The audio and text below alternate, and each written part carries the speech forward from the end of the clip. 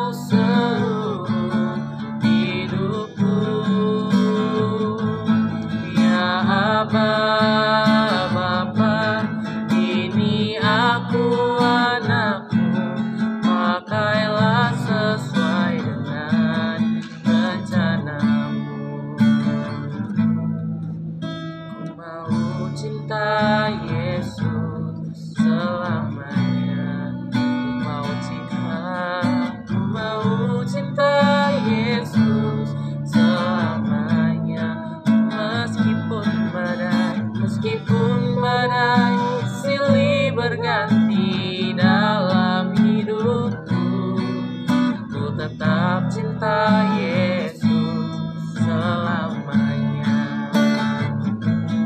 Ya Aba, Bapa, ini aku anakmu, nyatakanlah seluruh hidupku.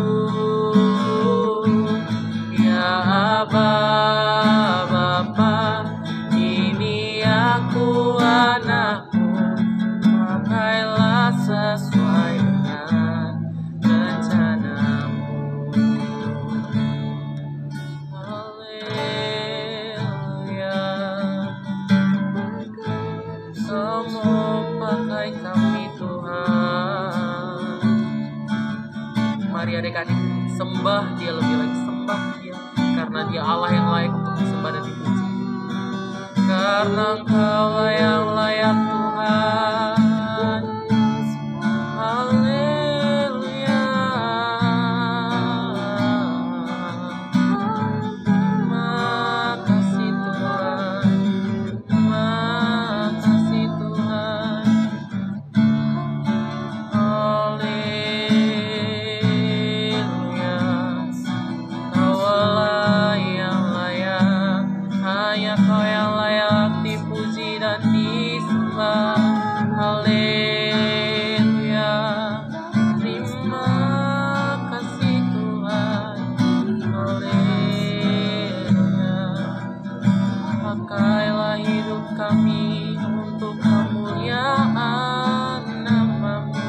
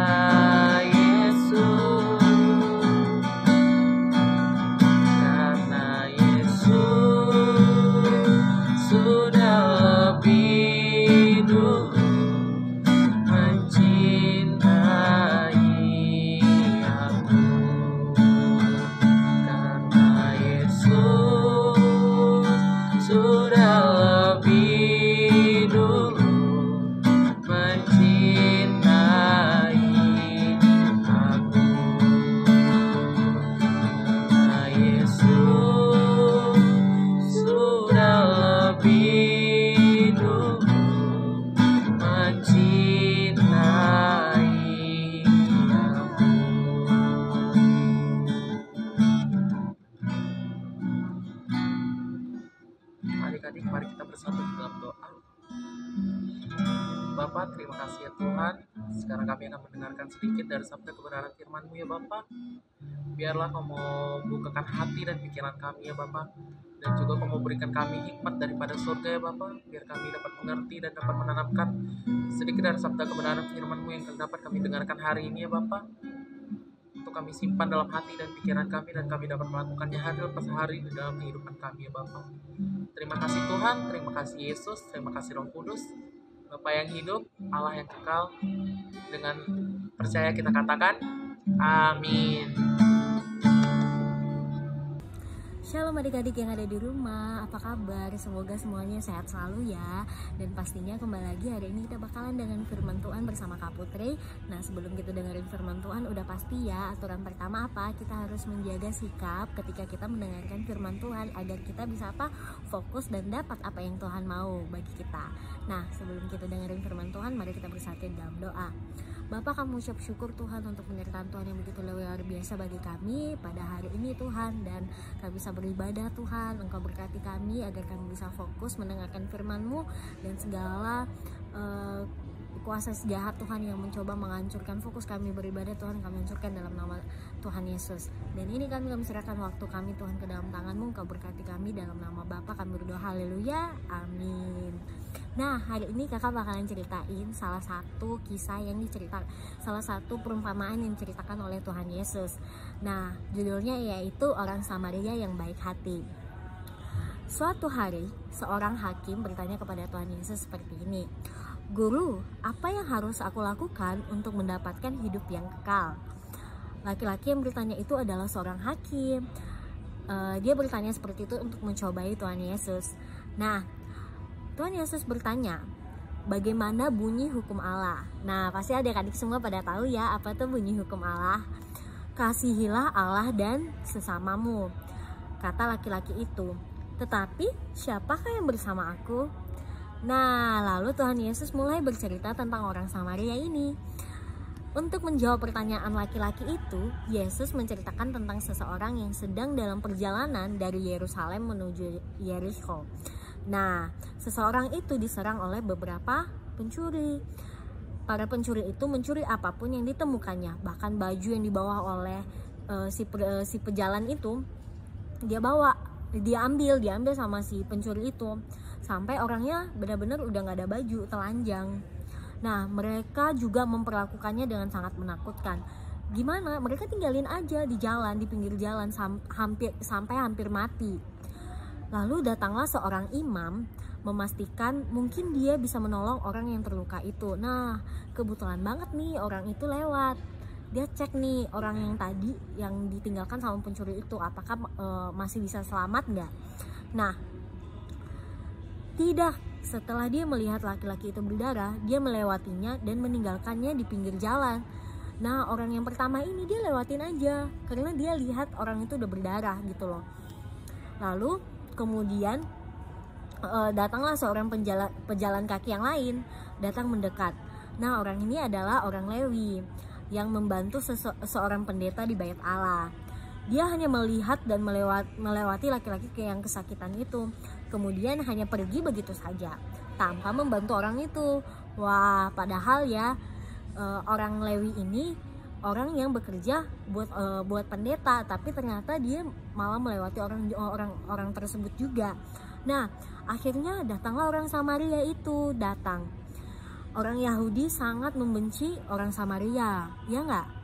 Iya benar.